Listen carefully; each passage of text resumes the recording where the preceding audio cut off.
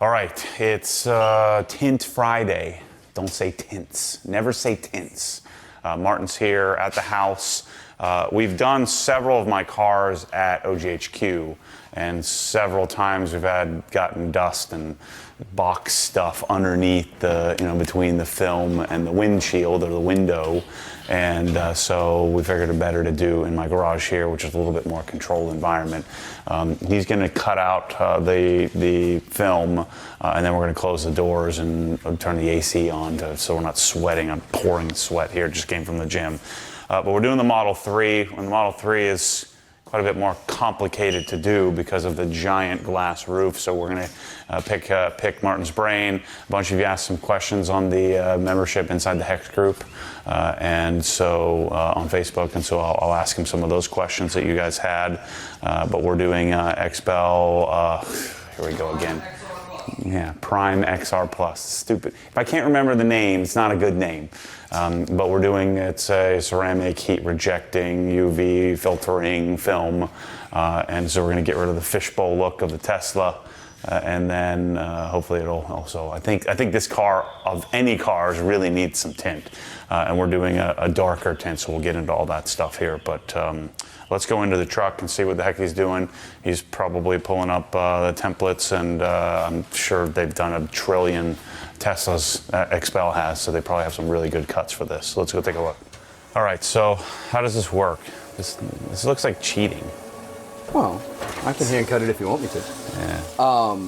Basically, I plug in year, make, and model, and it tells me which patterns are available. I select which ones I want based off if you want a short cut or a long cut. What's the difference will be how far down into the gasket it goes. Got it, okay. The long cut, a lot of my friends that live up north will do the long cut because it'll take longer to dry, and so that way it'll be way deeper into the gasket, so when it's 3 days later, if it's still a little bit, it'll be well below the gasket. The cars down here just bake so fast. It doesn't matter. Yeah, I gotcha. Okay, so you're doing shortcuts generally with the XPEL software. Yep. Do you have to pay each time you use it to do the cut, or do you just as a monthly It's cost? a monthly. It's one charge if you're only using window film patterns, and it's more if you're doing tint and PPF. Gotcha. You're not doing PPF, are you? Correct. I am not. At some point, I'll probably get into it, but that's not something that you can do mobile. Now, I will have a location in about a year. Yeah. It's being built right now. I'll probably go mobile 1 to 2 days a week once I have a location, but I've gotten to the point where I can't do the amount of production I can because of drive time. Oh, yeah. And my location when I get it will, of course, I'll harbor gray the walls and Swiss Trex the floors and Make it look awesome, yeah. Yep. So, without the plotter, it just would take a whole lot more time, right? I mean... It's about the same. By the time you put bulk material on the car and then cut it out, then you're not weeding it out. Because I'm going to have to weed out the patterns that are cut. Yeah. It's just a more exact pattern, especially on a Tesla with frameless doors. You know, when you're hand cutting, if you waver the blade at all, you're going to see that wave on the top. So with a frameless door, it's a more consistent. And then also, a lot of people don't feel comfortable with cutting on the car. Yeah. If it's a brand new blade and you angle it right, there's no big deal. I mean, I hand cut the windshield on every single one of your cars. Yeah. And there's never been a problem. But it's a level of comfort. Sometimes it's nice to let the computers do the work. So what percent are we doing here? So we're doing 15. Okay. And then the sunroof and windshields will be 70. Gotcha. Okay. I always do 70 on sunroofs because you can risk, now it's not a guarantee, but you can risk cracking the glass due to the dark dye in the window film can hold more heat than what that glass is designed to hold. So you run the risk of cracking the glass. And I really don't know of a way to tell which glass I would be able to and which I would not be able to. And so I would just rather err on the side of caution and only use the 70 on windshields and sunroofs. I mean, does anybody ever skip the the sunroof portion or the big glass panel on the roof from the Tesla, or you are pretty much always doing it? If I do a Tesla, I do a full roof, or a full one-piece back window. Yeah. There's some shops that either don't want to, don't know how to, and I just feel like if I'm going to do it, I'm going to do it the right way. Yeah. And so I'm not going to have one of my clients rolling around where the sides are done and the back window's not. Some people don't want to pay the price, but then it kind of looks like I don't know how to do my job, and no one's going to tell the story of, why didn't you get your back window done? And no one's going to be like, oh, it's because I just didn't feel like paying for it. They're going to, make it sound like it's something with me. So, there's no dot matrix on the Tesla, is there? I don't know. No, there's not. Yeah, I don't think there is any. I think it's just a clean black line. Correct. Yeah, so you don't see that white border that you see on some of the other cars. Yeah, I didn't even realize that. So this is you always cut it out first. Correct. Have it all ready to go, and then just do one window at a time. Right. I'll weed out everything inside the trailer, and then I'll put it on my green board and bring that into the garage. That's the one that you always see me at, where I'm pulling everything in off the...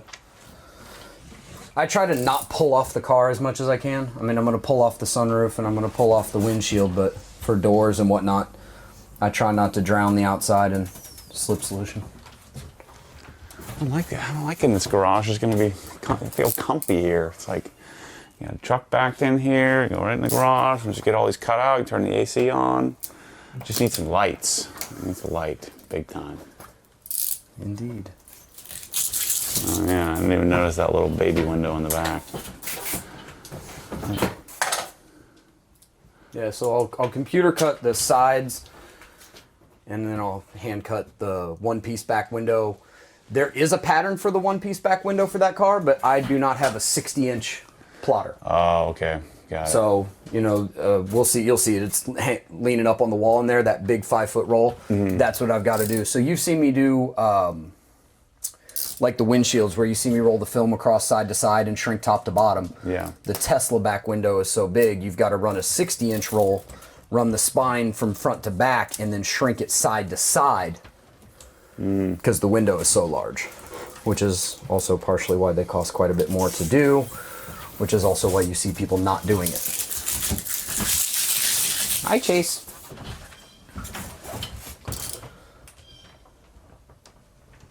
Chase got his life back with his fence, man. He's so you got pumped. the fence done? So pumped. We didn't have it for like a month and a half. I didn't want to be that douchey business owner that takes his dog everywhere with him, so I didn't bring my puppies to play with him. That's a good idea. I don't even like my dog, so I definitely don't like your dog.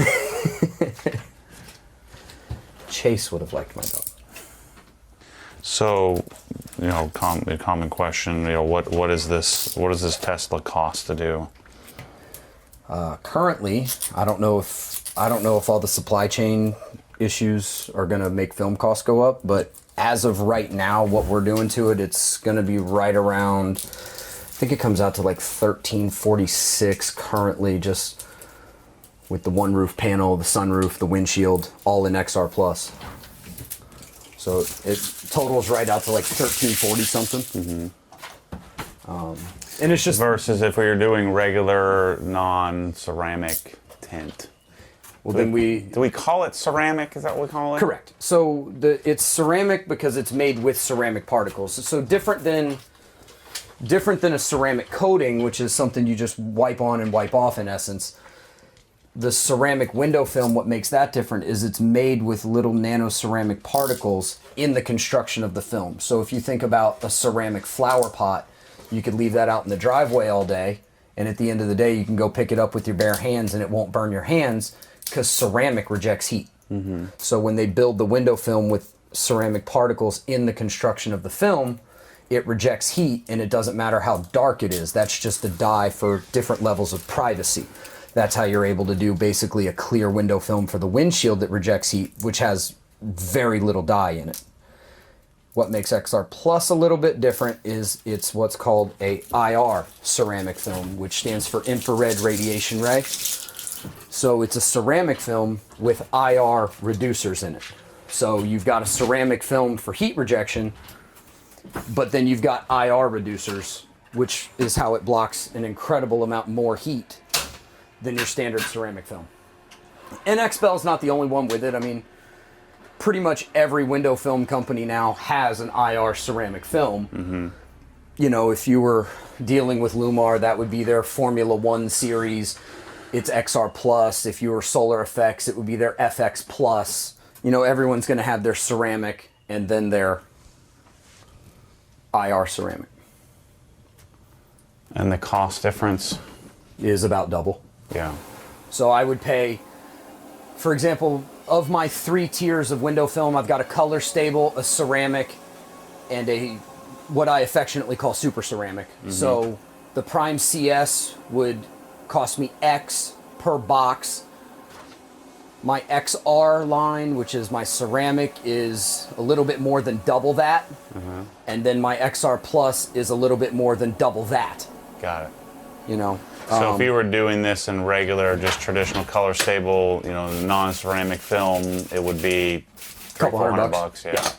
Because we wouldn't be doing a windshield at that point. There's no point in putting a clear film on a windshield that's going to block 20% heat. Like, you're not going to feel really any benefit from that.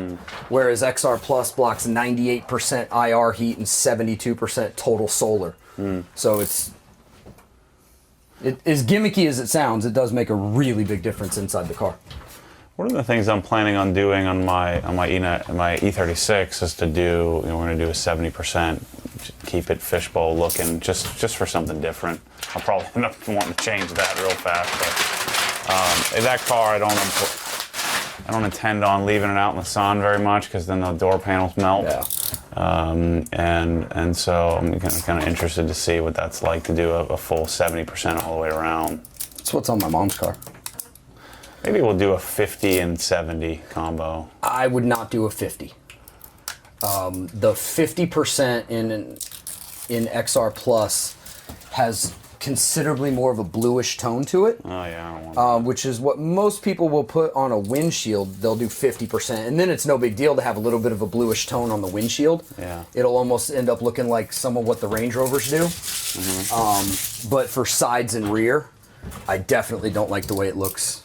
I've done it on a couple Ferraris where, you know, you want just a little bit of tint to it, but you kind of want to show off the tan interior on the red Ferrari, and I just don't like the way that 50 looks on the sides and rear. So, Well, I guess especially since you want it looking yeah. almost fishbowl, you're not going to want that bluish tone to it. You know, I'm second guessing it. Maybe that's not the right car to do it on. Maybe we want to go darker than normal. I mean, Keep I that kind of interior. think that the clear on the E36 will look good. But I'm just talking about that's the one car of any that the interior protection matters most. Right. Because it's melty.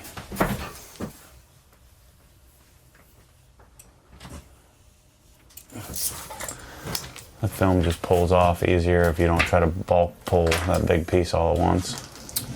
Meaning, Like you cut it close to the line. it makes it easier to weed out, so that when I'm pulling off the exact cut for the plotter, I can pull the film against itself, and then that way, when the film, if it tears or breaks, it'll break away instead of into the pattern. This film's expensive enough. I don't need to waste. Whereas if you're pulling off that big 2-inch, you run that risk more. That may or may not be a voice of experience. Make that mistake once, you don't want to do it again. Yeah.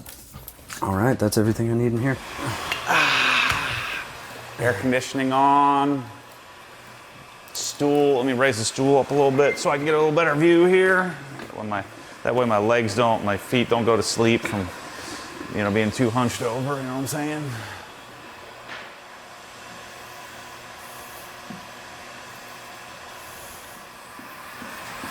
This base is way too big on this thing. Oh yeah, this is a good spot right here for me.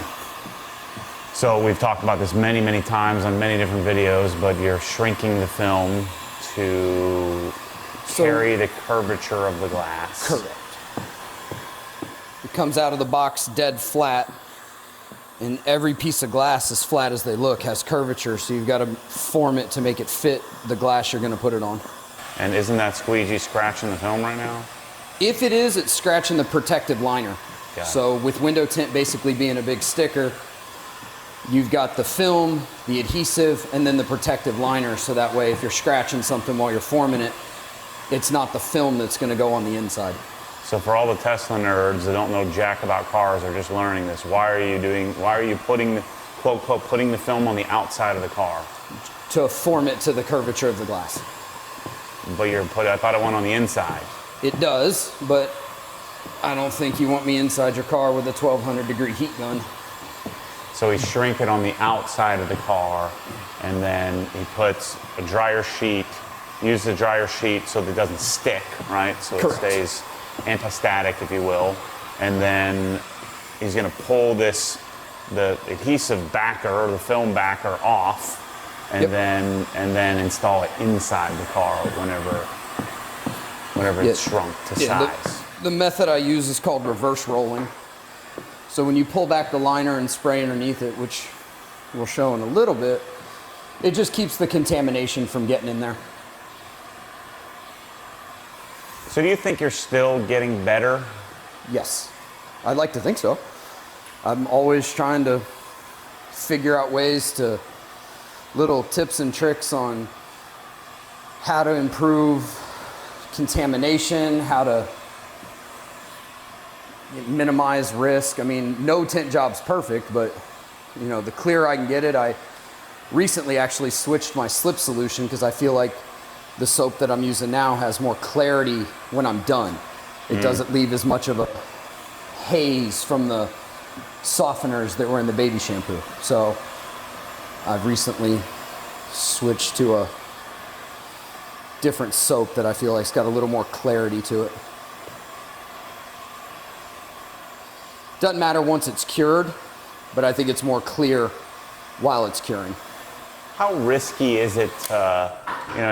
Tinters always say you got to leave the windows closed for certain days, and I've done it before where I just messed it up and put them down and nothing happened. I mean, it depends on the adhesive and how stuck it is to the inside. Generally, what you're waiting on for that couple of days is for the film to dry out and let some of that soapy water evaporate, so that the film at the top and bottom, when you roll it up or down, it doesn't peel when it hits the gasket on the inside. Now in Florida, since we don't participate in winter, and in the summertime where it's just murderously hot, it does it real fast. Almost as soon as I'm done on most cars, you probably could roll it down. Yeah. But you know, you want to avoid that if you can. If you can, but it just, generally speaking, it'll be, you haven't rolled your windows down in 3 months, and then as soon as you get the windows tinted, you go to your friend's house that lives in a gated neighborhood, or you go through a drive-through, and all of a sudden you have to roll it down. I totally forget. Yeah, happens every time. So some of the people's questions from the Inside the Hex group. If you're not a member of Inside the Hex, you probably should go do it. Darkness, does it affect heat rejection? So if I go with like we're doing a 15%, does the 15% on the sides have more to do with keeping the car cool than the 70% on the windshield? The darkness is just basically how much dye they put in it for privacy. It will affect a little bit of the glare reduction, just because from a darker film is going to block more light. So you're going to get a little less glare with a darker film, but it doesn't affect the heat rejection. Similar to, if you'd have bought that Rogue shirt in blue, it wouldn't have cost you any different because the shirt's made of the same material. The only difference is the dye they use to make it black instead of blue. And window film is like that, in that the darkness of it is just how much dye they put in it for privacy. It doesn't affect the heat rejection. The heat rejection is determined based off what the film is made of. So the nano ceramic films and the IR ceramic films have properties in it that just reduce heat based off it being ceramic. What about new stuff? Is there anything new coming out? New film technologies? So far, the newest, because that was one of the questions someone asked, is you know, what's newer than ceramic? They've been hearing about something that's better than ceramic, and unless you've got a reason to research it like the dork that I am, you know, why would you know? And what they're talking about is the infrared radiation ceramic like XR Plus, because it's basically a ceramic film that it's built on, but it blocks more heat. But it kind of gets confusing to explain to people that don't have that super analytical engineer mind, where when they ask the question, the way to answer it is super technical, and most people don't have the patience to hear the answer. And so it kind of gets lost in translation, if you will. So no, what we're doing is what we got, the best we got. Currently. What about Exoshield? I know they're on like the 5th or 6th iteration. I mean, have you played with any of their new stuff recently? I am technically an Exoshield installer, but I don't have the time currently to learn it to the degree at which I would need to in order to offer it. Yeah. It's because it's a different process as far as prep. It's a different process for the shrinking. Yeah. And then it's a very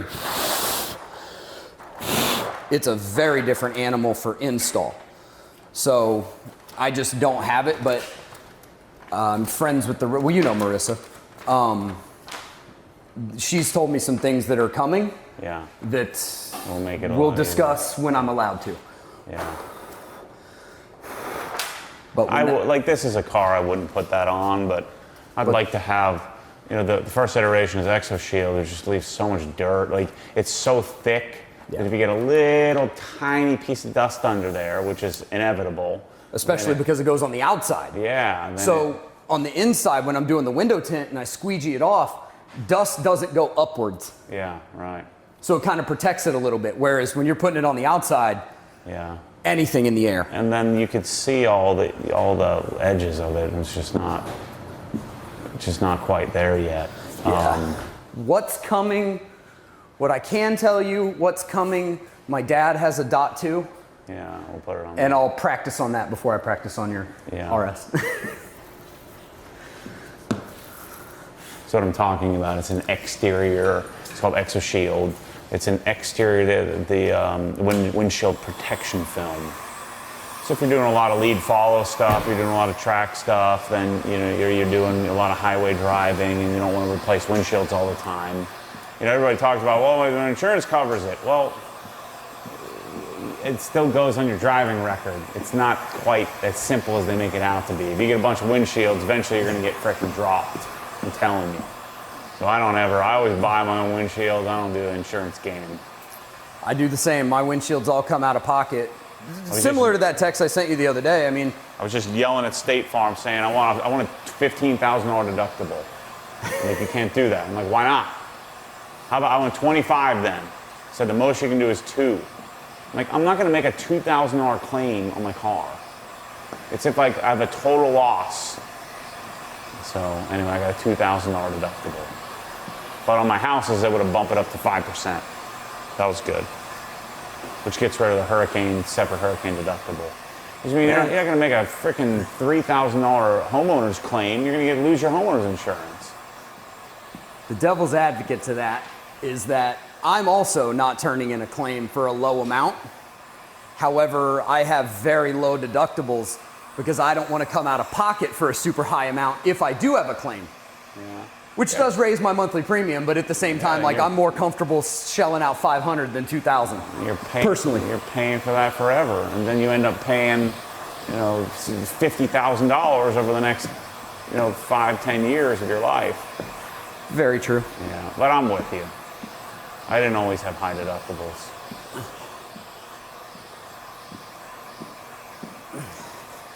But my dad's my agent, so I'm not really worried about how much he's making off me. All right, back to questions. Let's see. We already talked about ceramic versus color stable, just basic dyed film. Oh, this is a good one. What should people be looking for to find their guy? you know, the tint guy? Like, how do you, what are some questions? Like, what would you ask if you were going to have someone do your car? What could help you determine whether or not they're any good? I mean, if you don't know them in any type of a personal way or have any type of relationship built with them, the reviews is a great starting point. Oh, I hate reviews. Sorry. But without... Well, if you, here's the problem with that is that, like, if I, you know, let's say, like on my Civic, we had a couple of pieces of dust on it. Right. Like an entitled little brat would say, Martin sucks. Correct. Instead of saying, hey, can we, I'll even pay for it. Let's redo it. I didn't pay for it, but, you know, it's like a 1 in a 50 problem. You know, it happens. And so you know, you get some douchebag who leaves a review. So he's done 1,000 tint jobs, and he's got 3 tools that all say he sucks at it because of some circumstance. Well, that's why I something hate reviews. You can't avoid that, but... Sure you can. You just cancel all reviews. Well, I'm not opposed to that. No reviews. I know I've got at least 5 reviews on my Google and or Facebook that mention that the reason they left me the review is because of how I handled a problem when they called. Okay. For example, when you called me about the problem with the windshield on the GT4. Yeah. Hey, there's a little problem with the film. No worries. I'll be there this day and we'll fix it. I've got at least 5 where they said, I'm leaving the review because of how he handled the problem. Yeah, but those are like rational, intelligent people, not entitled little brats. Okay, well, fair. which is only a small percentage of the world. True. The other thing is, you know, if you've got, for lack of a better way to say it, a run-of-the-mill car, a Camry, Accord, F-150, Silverado, something normal. Yeah. Most tint shops are going to be able to handle that, but look at their work and look at what kind of cars they're doing and things like that. You know, if you've got a car that's special in any regard or that you value to the degree at which, you know, maybe it's not a Ferrari, but you want someone taking care of it like they would take care of a Ferrari, look at their review, or not reviews, but look at what they're posting on their social media to see what kind of cars are they working on. Yeah. I know, for example, myself, the amount of people that call me for Porsches is significant because of how many Porsches are listed on my Instagram, on my Facebook, videos on YouTube, be it your Porsche or my dad's. So the trust is there with that type of car. I've got a couple Ferraris under my belt, a couple Lamborghinis under my belt. And generally speaking, if someone's trusting you with a car that costs $300,000, then you're probably fine with their Tesla. Yeah.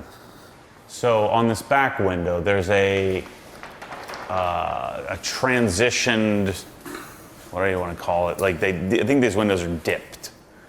So it's got the dyed glass, like what the factory privacy glass would have on the back of the Raptor.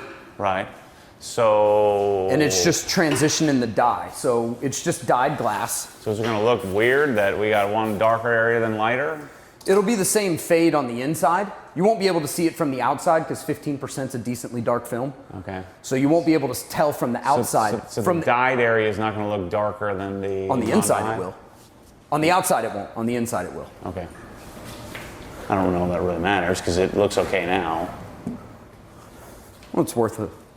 But this is the one where it's difficult because, you know, where you watched me on the windshield and the sunroof. Right, those are concave. Those have some simple, like this is convex. This is like a lens, you know, where it has. This has a lot more curvature to it. On both axes. Yeah. Correct. And also on this car specifically, because the window is so wide and long, I have to use a 60-inch roll and shrink it side to side instead of top to bottom, just because of the size of the glass, which makes this not an easy car, but certainly doable.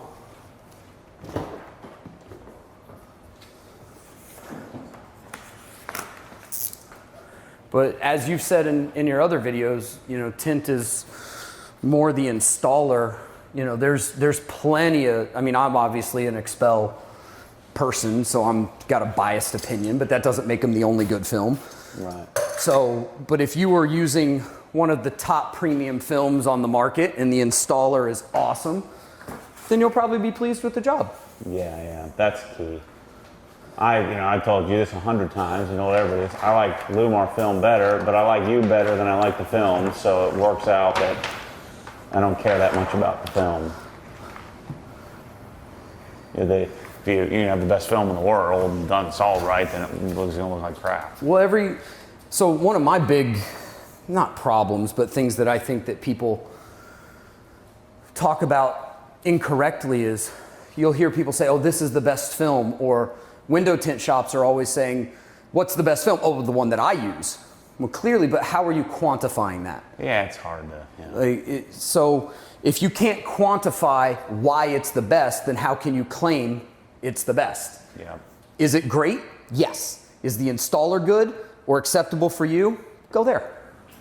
Yeah. All right, so you're going to shrink this from inside out. Correct. Rather than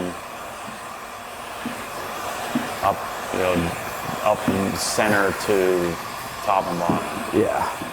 And this window's just got a lot of curvature. It's like a big bowl.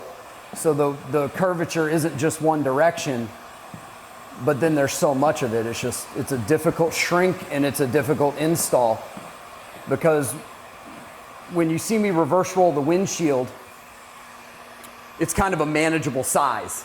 I can kind of reach everything. Yeah. Whereas this, I'll still reverse roll it like I would the windshield, but instead of reverse rolling it from driver side to passenger side, I'll reverse roll it from bottom to top. Then the difficulty becomes getting the film to stick to the roof above you instead of fall on you.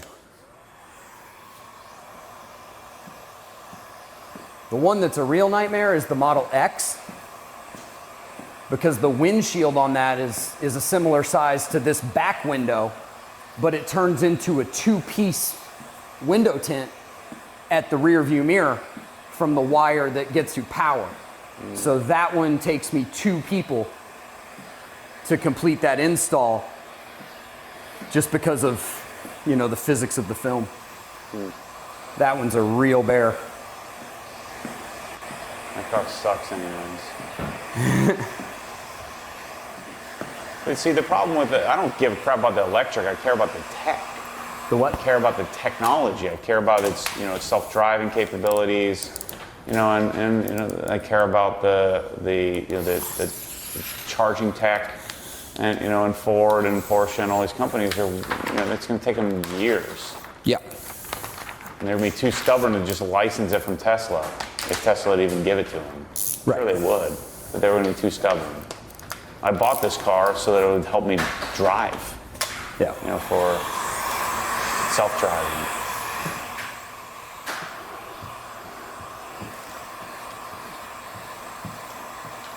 Now, what other questions? Is it helping? No. No. Not at all.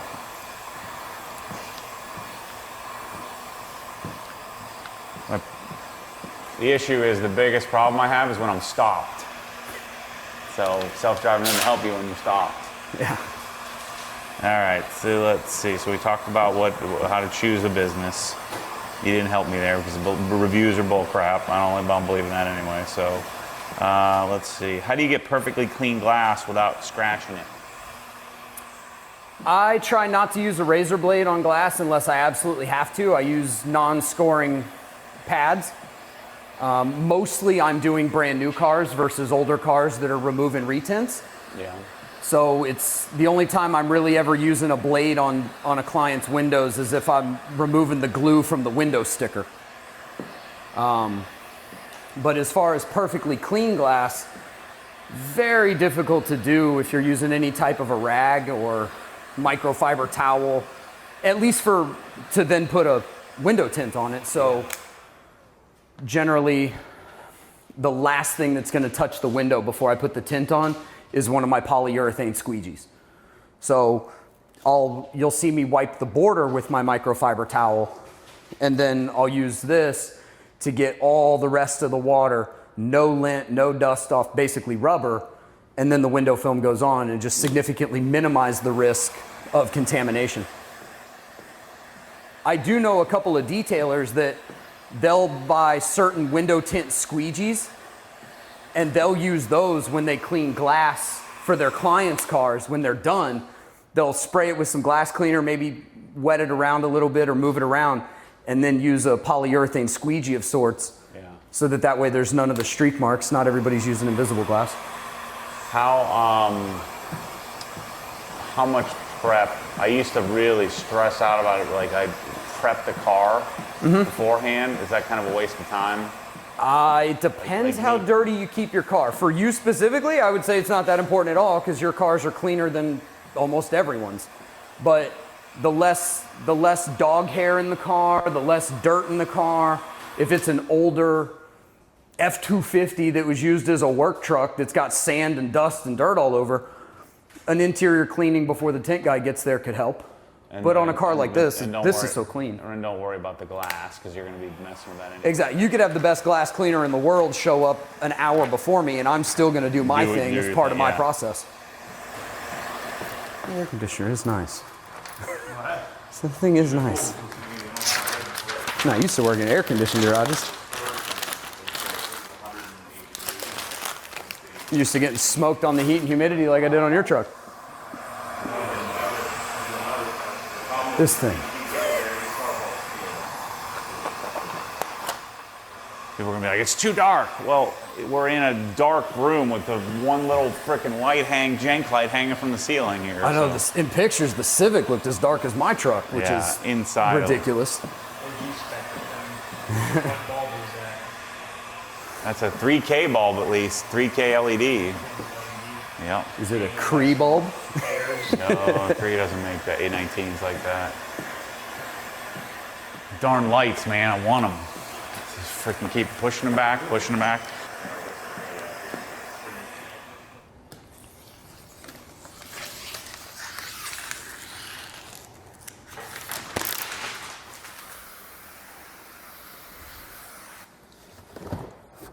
Of course it's coated.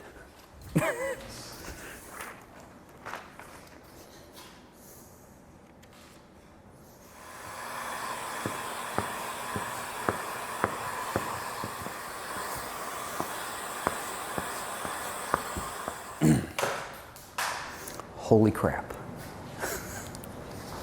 A lot of glass. Oh my God. Half the car's gonna have glass. Oh. And tricky glass.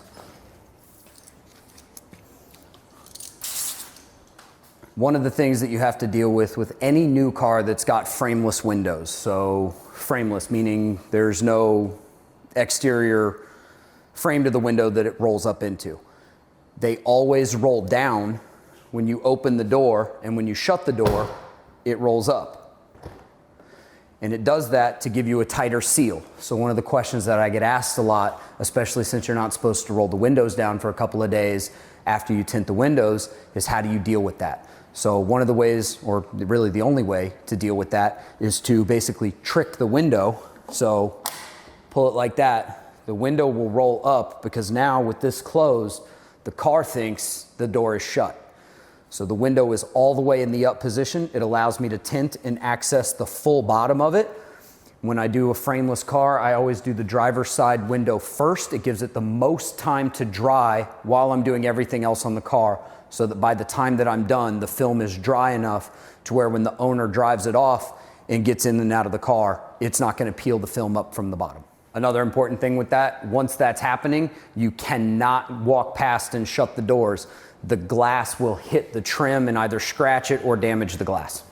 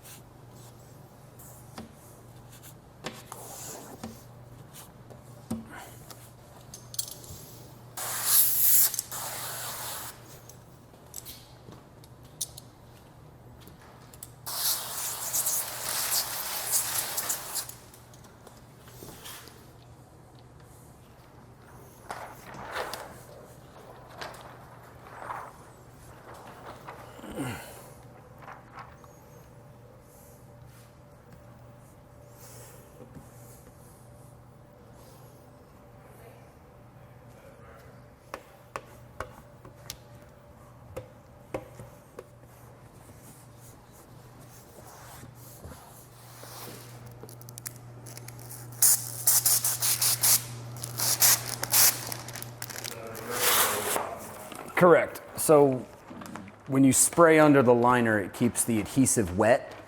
That way the liner doesn't stick back onto the film and get you a dry spot, so it stays soapy and the way you want it to in there. But right now there's no contamination getting on the adhesive of the film because it's all rolled up. So.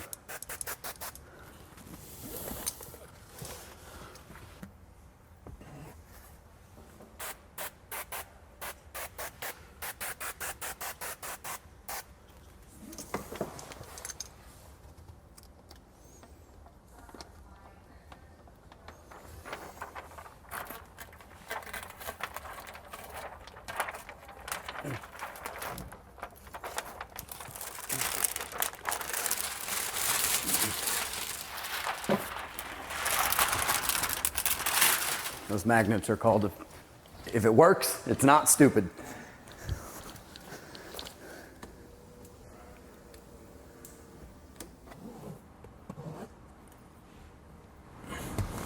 Oh yeah, I can already tell this car looks better. Oh yeah. Just telling Bryce I thought about ordering some blue decorative film just to mess with you a little bit. Yeah, I tried. I need to stick to the formula. Well, I was gonna post that as a joke on the group page, but then I was like, no, I don't want to encourage like all of the. Hey, can you sit in my car? Oh no! Yeah. Everyone like, I kind of like that. I didn't want to encourage the people who would The douchiness. take that to a whole nother. All right, so is the windshield the hardest part? This car, no. The back window. The back windshield. Yeah. And then the sunroof on this isn't that fun either because it's such a big piece of glass. Like Yeah. I end up using like the post magnets that vinyl wrappers use, put them on the outside, and then when I'm rolling it on the inside, I can magnet from the inside so it doesn't fall on me. Get it in position.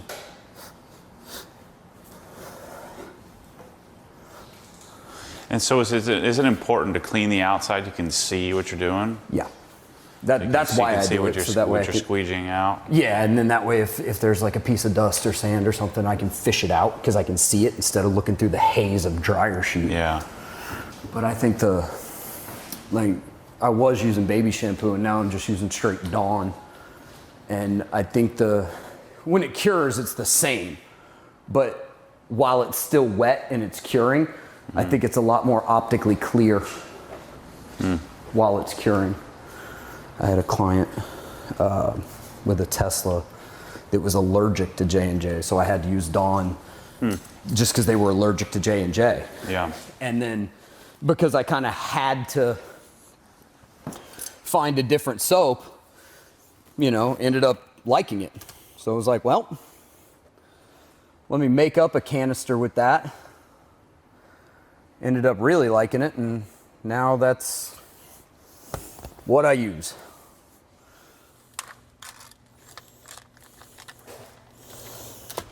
So, do you change up your process ever? Like right now, you're doing the easier parts first. Do you ever do the hard part first? I would like to, but on this one, I put so much heat on the back window to prep it. I want the glass to cool down before I spray it with water. Oh, got it. And then on frameless doors, I do that door first. It gives it the most time to dry out. So that way, when you go to work, most people don't have 6 cars. Yeah. So that way, when you get in it immediately when I'm done, it doesn't peel it up. Got it. This car's pretty darn comfy. It's not bad. Anybody gonna be yelling at you for not using a soap rope? As long as you manage your water, it's fine. Cars are not as delicate as people think they are. Yeah. I mean, there's certain cars where it's certainly a concern. Dodge being one of them.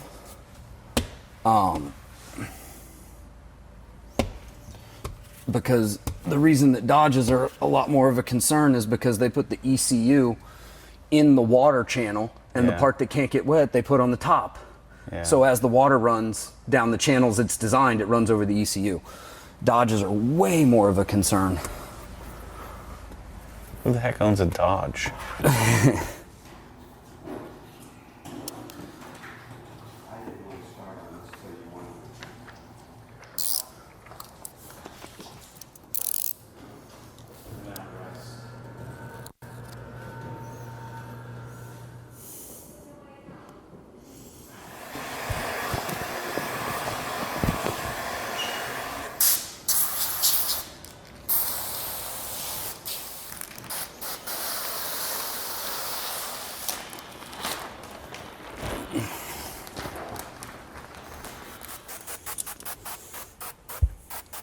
Alrighty. I assume you've got this.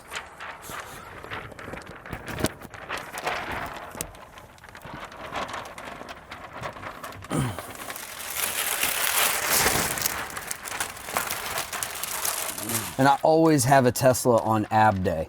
So like I'm already smoked. So I gotta sit up like this and just deal with it.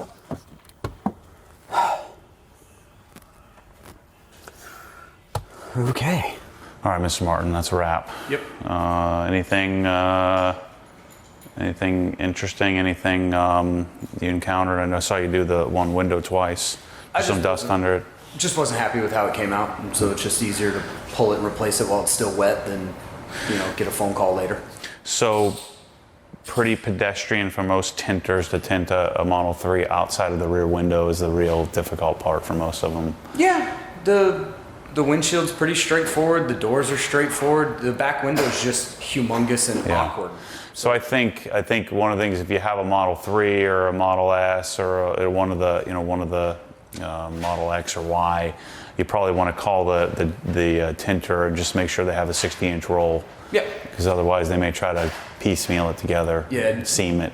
Generally speaking, currently I ask for what level of film and what percentage you want on the back window. Yeah. Just my current status, I don't have the capital to stock 6 60-inch rolls of all the different options. Gotcha. So, and I'm also right now booked out 2 to 3 weeks, so I would absolutely have the film before our appointment anyway. So you'd want to check with your tinter to make sure that they have it, and you may need to be flexible and wait for them to book a few cars so they don't, because that roll of film is $3,000 or $4,000, isn't it? It's not quite that, but it's more than you want to drop to buy 6 of them in one shot. Although after this goes live, I'll probably have to do that because I'm sure I'll get a bunch of phone calls to do them.